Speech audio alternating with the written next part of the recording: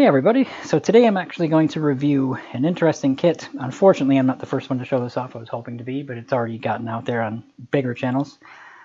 This is the Tori Factory 1-to-1 scale Panzer III 4-track. And when I first saw it getting advertised, I immediately contacted the company and I was like, hey, I'm TrackLink guy. I'm like the perfect person to review this. And they got back to me and they're like, yes, we've seen your video. We know who you are. And I was like, oh, that's weird. So, yeah, I saw some things that I thought looked a little odd.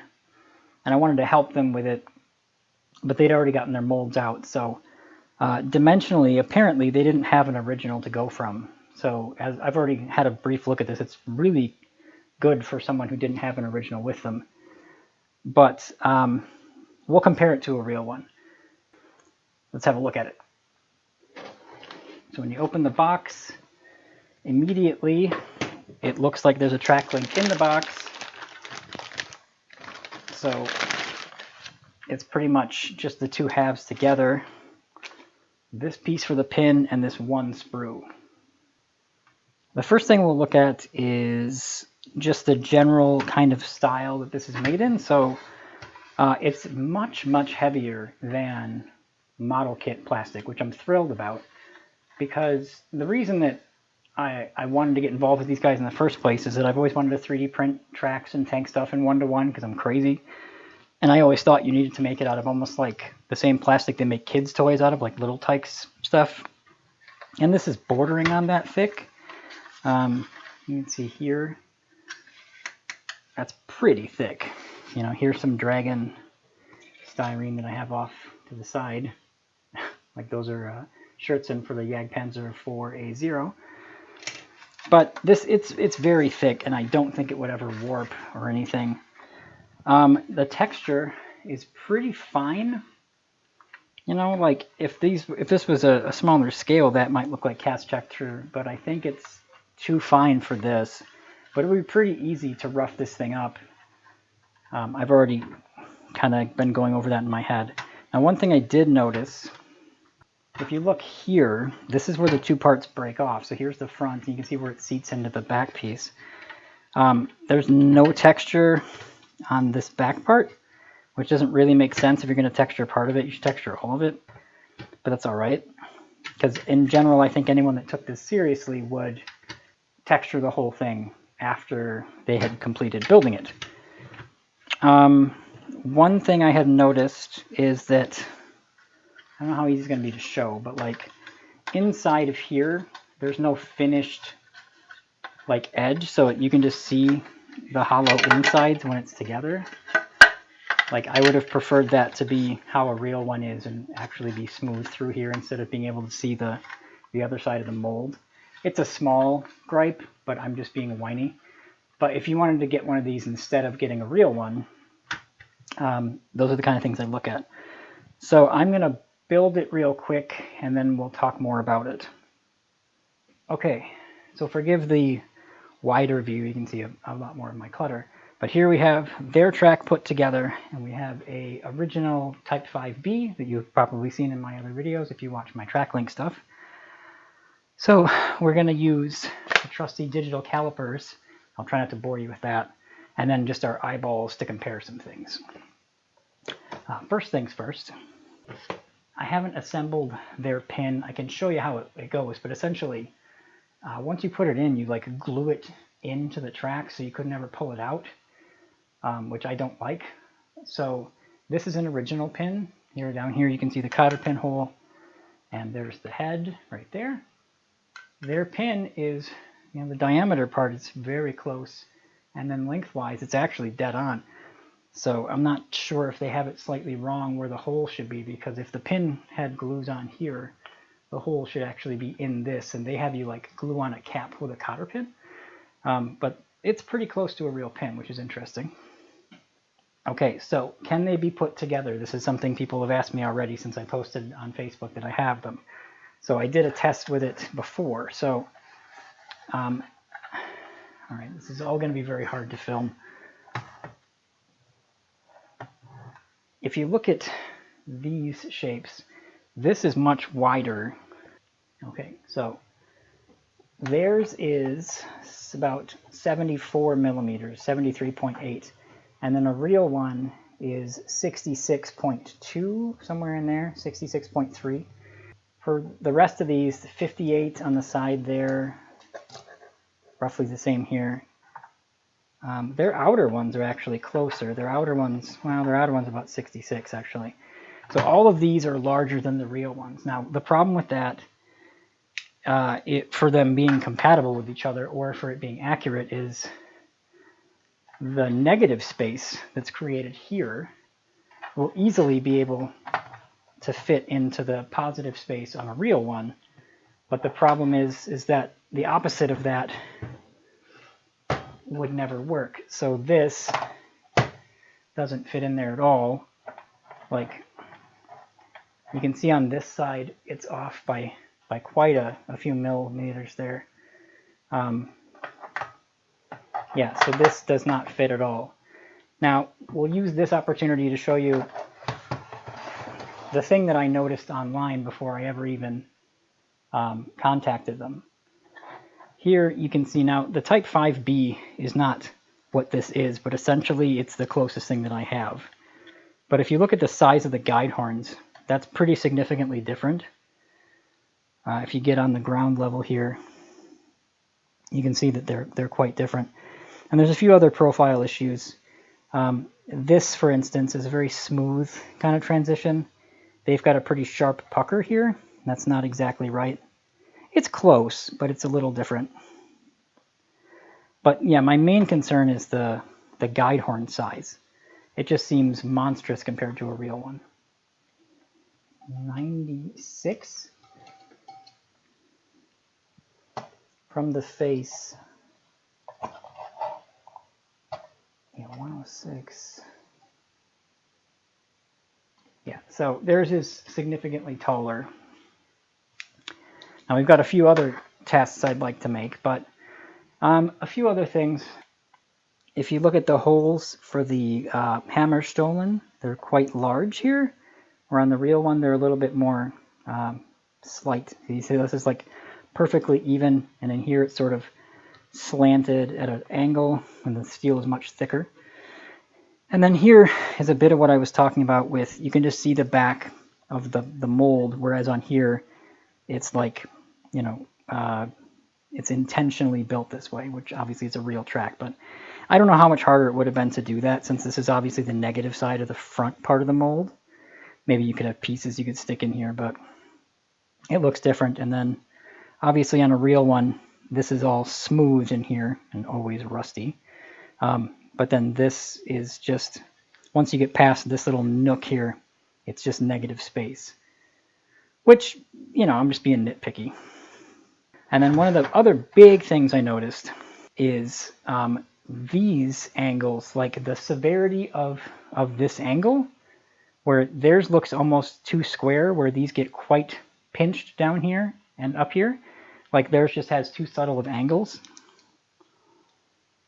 It's like down here, these come to about 60. On theirs, it's not much bigger, 65. But then theirs goes out to 84, whereas on a real one, it goes to about the same, actually. So this is the same, but this is just a tighter thing. So it's, again, it's really good for somebody that didn't have a real one sitting around.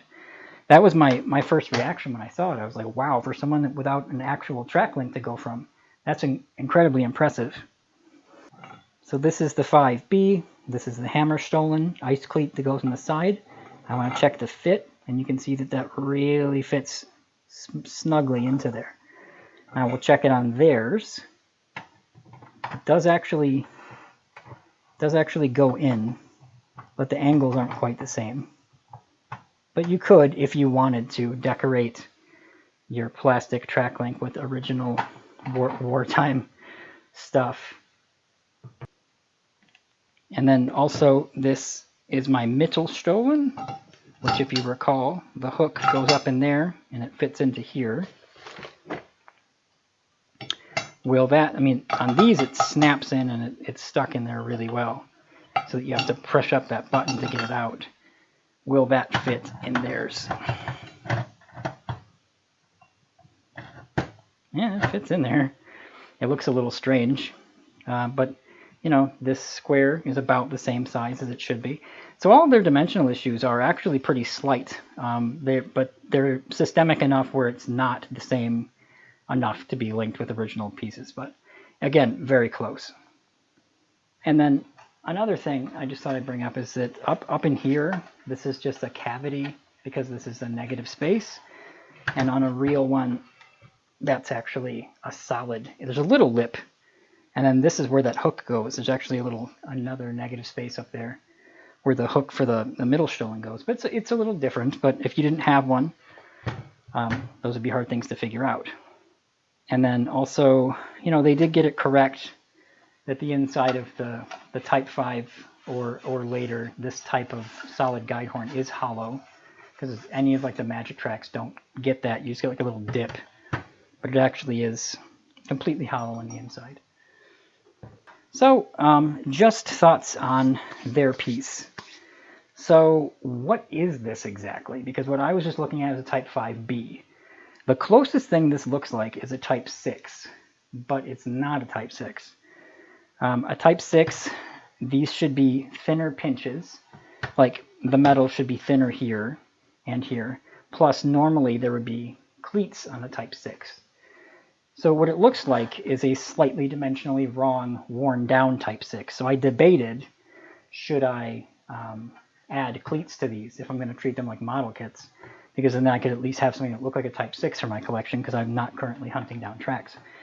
And that's a little strange to have one that's... What I would have gone with is the Type 3A, probably myself, which this has similarities to, where you've got the kind of things here, but on the 3As, these are just rounded and then inset from the contact face.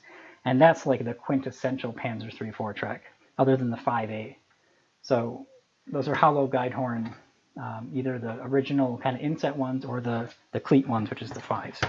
And then the deal with these marks, like these maker marks, these are incredibly sharp. They look like they just came out of Adobe Illustrator. Like they're perfect. I would have, not put them on there because the artist's rule of keep it simple, stupid, means that if you have the exact same duplicated maker's mark on every track line, let's say you bought 30 of these because you wanted to make a run of Panzer tracks in your man cave or something, everyone's going to have the same thing. And as someone who collects the tracks, rarely do you get that. Of course, that did happen, but it's distracting, in my opinion. It looks a little strange. I would have probably not put any on there. And if I did, they would have been more subtle. Here you can see what my original marks look like. They're very subtle, and then here you can see what actual cast texture should look like scale-wise, like there's their texture. Now, mind you, this was a relic, so this sat in the field for a good long time, but that's kind of what I expect them to look like, so maybe that's a bias of mine. But you can see that this is legible, but definitely rounder. So in the construction part, here's the pin head, which is a little bit, it's pretty close to a real one. It seems like it has a little too much concaveness, like they're a little flatter than that. And then here's their part with the kind of S-bent cotters, which is pretty correct. I'll see what it goes with that later, like how that works out. But I would prefer to just keep just the one end on like my real track so I can pull them apart. What I wanted to do with the two they sent me was get them as stable as they could be and let my 2-year-old play with them, because he likes all my stuff. And these, like I said, they feel like Little Tikes toys. But the problem is, I only have Tamiya extra thin here, so I glued this enough together that it's staying for the review. But I would not trust this at all. I think I'm going to have to get a bottle of Contacta or something. And then, because you have to hit every single face that gets glued together on the back side and the front side part at the same time when you do the final installation. I was able to get all the glue here, but you can see there's a pretty noticeable seam line. So again, I would probably cover the whole thing with putty to texture it to kind of cover some of that up. Because track links do have casting seams, but they don't have seams like this. And you can see there's some sort of variance in the plastic. This is more textured than this a little bit. Well, it looks the same, but you're getting that glare. So I would assume everyone would want to paint these, but I would cover them in a coat of stuff. And then also, this looks a little on the wide side to me. There's theirs, and there's a real one. It's a bit smaller. But again, for someone who didn't have an original, I'm still very, very impressed with that. So overall, I am actually very impressed. I think this is super cool. I don't know how many other people do, but I love getting my hands on real stuff, full-size stuff. It's helped me a lot. I have, tools and track links and tool clamps and a no-tech light, and they're part of my space, and it's nice to live around these things. As weird as that might sound, I like them being around me because it gives me a feeling of what it would be like to be around them, I guess. So I 100% support this. I think for what they were working with, this is fantastic. If you wanted to try, I was thinking about trying to trim down the guy horn. Don't think it's possible. But if you don't feel like buying real tracks, this is a really interesting way to do it, as long as you have some really beefy glue to glue it together. Now, the price is a concern of mine. Emma of Meg is selling them, and I converted the euros to dollars. And it's roughly like $46. Now, I collect track links, so I know where to find them. You can get an original without shipping for less than that.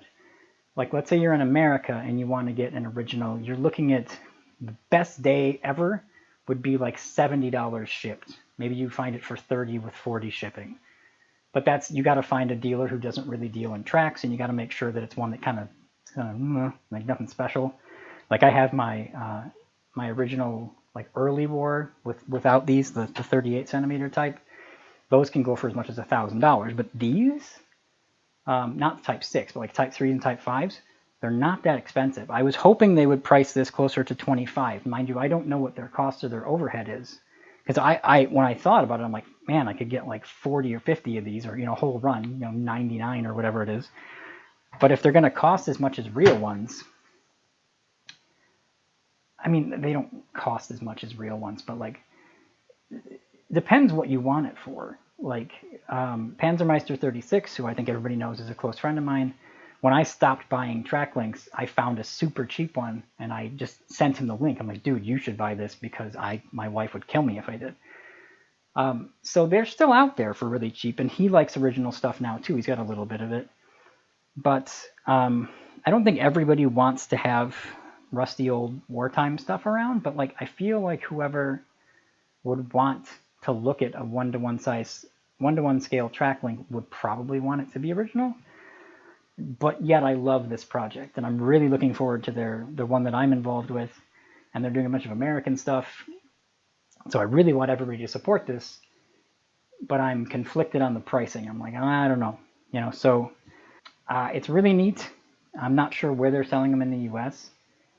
So I'd like everybody else's opinion. I would be honestly really interested to hear, because as a track link collector, I was just like, wow, that's really cool. It's a kit of something that I own a bunch of real ones of.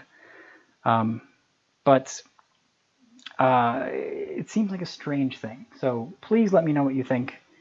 I think it's fantastic. Thanks to Tori Factory for sending me a couple. I look forward to their future projects. I look forward to pinning the two of these together that I have. Also, if you know of any glues that are hot that would be like kid proof, let me know, because I feel like there's like plumber's glues and stuff that I would want to put this thing together so well that my kid could knock it around. So let me know if you can think of anything like that as well. Yeah, that's all I got. I really dig this. So yeah, I'll check you on the next one.